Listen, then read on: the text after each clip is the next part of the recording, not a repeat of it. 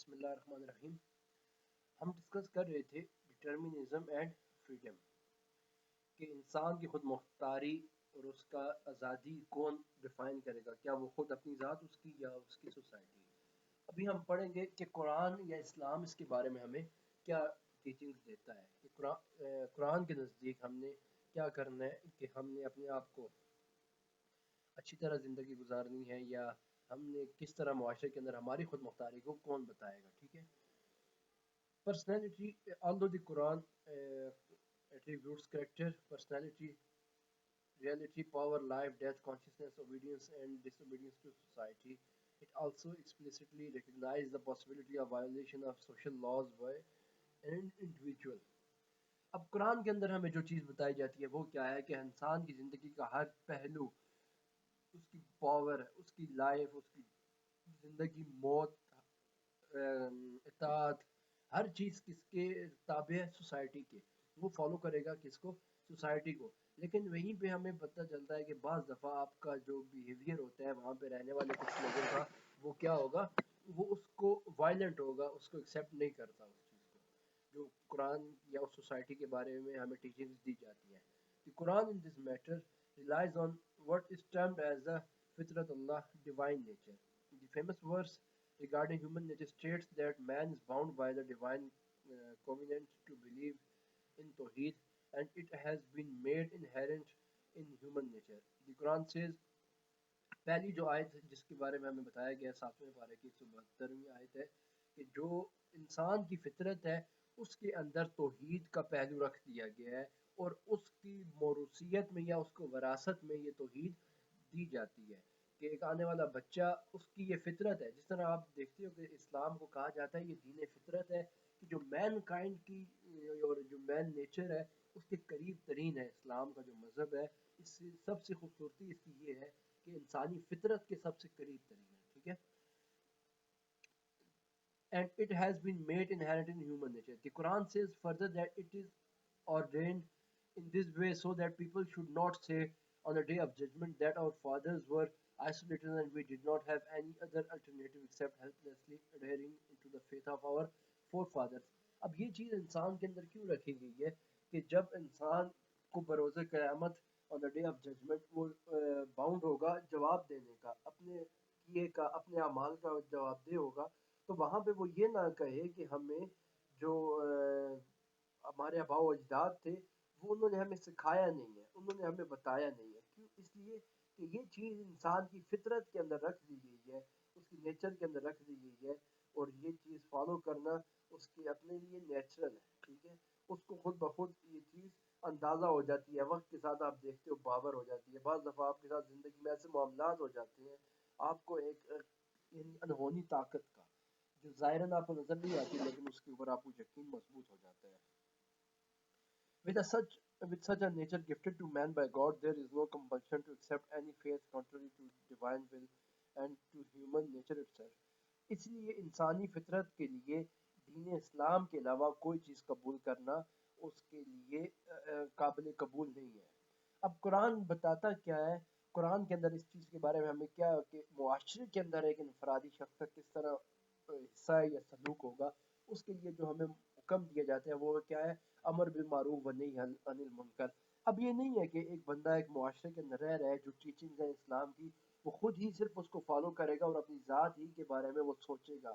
نہیں، اور یہاں پہ ڈیوٹی لگائی گئی ہے جس کو کہا گیا ہے امر بالمعروف و نہی عن المنکر، کہ آپ اچھائی کی طرف حکم دو گے، اچھائی کی طرف راغب کرو گے، برائی سے روکو گے. اب یہاں پہ کیا چیز بتانے کی کوشش کی جا رہی ہے کہ اسلام کے اندر سوسائٹی کا یہ پہلو ہے کہ وہاں پہ رہنے والا ہر انڈیویجول اپنے ساتھ ساتھ دوسرے لوگوں کا جو اس معاشرے کا حصہ ہے ان کے بارے میں بھی سوچنا اس کی ذمہ داری ہے. ٹھیک ہے. He is command to the individual to revolt against social corruption and destructiveness. This is Quranic code of conduct prescribed for the individual to save society from chaos, disorder and destructions. اب یہ Quranic view ہے ہمارے پاس کہ جہاں پہ رہنے کے لیے سوسائٹی میں لوگ اس چیز کو فالو کرتے ہوئے اپنے معاشرے میں بدامنی، بے سکونی کو ختم کر سکتے ہیں اسلامک ٹیچنگز کے اوپر اپنے آپ کو باؤنڈ کر کے. tales and stories embodied in the text of Quran deal mostly with the theme of the individual's revolt against a corrupt social order. ٹھیک ہے کہ جس طرح ہمارے پاس ایک معاشرے کے اندر اب یہ چیز تھی، ایک طرح سے تو ہمیں یہ بتایا گیا ہے کہ جو لوگ اس معاشرے کا حصہ ہیں ان کے اوپر لازمی ہے اسلامی معاشرے کی ٹیچنگز کو لینا، ان کو ایکسیپٹ کرنا. وہیں پہ دوسری طرف ہمیں یہ بھی بتایا گیا ہے کہ اگر وہاں پہ نظام کرپٹ ہے، سوسائٹی کرپٹ ہے، تو اس کرپٹ سوسائٹی کے اگینسٹ آپ کا بیہیویئر یہ بھی نیچرل ہے، جس کی اگزامپل ہمیں دی گئی ہے حضرت نوح علیہ السلام، حضرت ابراہیم علیہ السلام جب پرانے پیغمبر تھے، انہوں نے جب اس چیز کے بارے میں ہمیں بتایا کہ جب ظلم ہو رہا ہے کسی ٹائم پہ تو انہوں نے اس کے خلاف علم جہاد بلند کیا اور اس کے خلاف بغاوت کی. جس طرح حضور نبی کریم صلی اللہ علیہ وسلم کے زمانے میں جو عرب تھے ان کے اندر کیا تھا، جاہلیت تھی، عورتوں کو قتل کر دینا، بچیوں کو، یہ ساری اس معاشرے کا حصہ تھی.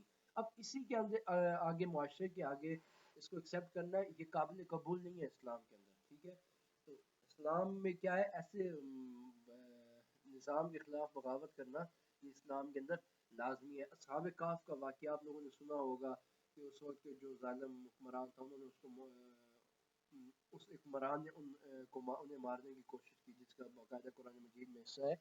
لہٰذا یہ چیزیں کہ معاشرے کے اندر رہتے ہوئے دو ہیں آپ کے پاس آپشنز. ایک تو اگر اسلامی معاشرہ ہے تو ٹوٹلی آپ نے اپنے آپ کو سرنڈر کرنا ہے اس معاشرے کے اندر رہتے ہوئے اسلامی ٹیچنگز کے مطابق. لیکن اگر آپ ایسے معاشرے میں رہ رہے ہو جہاں پہ ٹیچنگ اسلامی نہیں ہے، ہم نے کیا کہا تھا کہ spirit combines each and every person in the Islamic society. تو اگر وہاں پہ اسلامی تعلیمات نہیں ہے تو وہاں پہ اس کے خلاف بغاوت کرنا یہ آپ کو الاؤ ہے اور آپ کو اس کے اوپر اپریشیٹ کیا جاتا ہے. On the lower level of nature, we have to accept that human beings who are the constituent part of the society in intellectual and volitional activity retain their individual freedom and therefore their individual existence precedes their social existence. In addition to this fact, in the senses at the higher level of nature, the generic character of the part is preserved. The individual human being or the individual spirit is not determined by the social spirit, it rather preserves its right to think and act freely. اچھا، اب ایک دفعہ ہم اس کو دوبارہ دیکھ لیتے ہیں. آپ کے پاس دو آپشنز ہیں قرآنک ویو یا اسلامک ویو میں. آپ کے پاس دو آپشنز ہیں. آئیدر آپ کیا کرتے ہو کہ اپنے آپ کو سرنڈر کرتے ہو جس معاشرے میں آپ رہ رہے ہو، جس معاشرے کی ٹیچنگز ہیں آپ کے پاس، وہاں پہ آپ رہ رہے ہو. اگر وہ اسلامی معاشرہ ہے، ٹھیک ہے، وہاں کے طور طریقے اسلامی ہیں اور آپ ان کو انڈورس کر رہے ہو، اس کو ایکسیپٹ کر رہے ہو، تو آپ کی کیا ذمہ داری ہے؟ ٹیچنگ اسلامی ہونے کی وجہ سے آپ اس کو قبول کرو گے. آپ اپنی خواہشات، اپنی ضروریات، اپنی نفسانی خواہشات، ہر چیز آپ سرنڈر کر دو گے کس کو؟ Islamic teacher.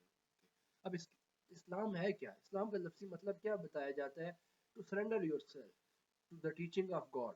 ٹھیک ہے، اسلام ہے یہ کہ اپنے آپ کو اللہ تعالیٰ کی تعلیمات کے مطابق سرنڈر کر دینا. یہی ہمیں بتایا جاتا ہے کہ یہ کیا ہے، اسلام ہے. کیوں اسلام ہمیں کمپلیٹ انفارمیشن دے رہا ہے ہر چیز کے بارے میں.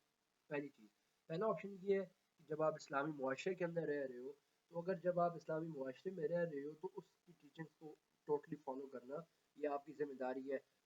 یہاں پہ آپ کی فریڈم کو ڈٹرمن کرے گا وہ سوسائٹی، وہ اسلامک ٹیچنگ.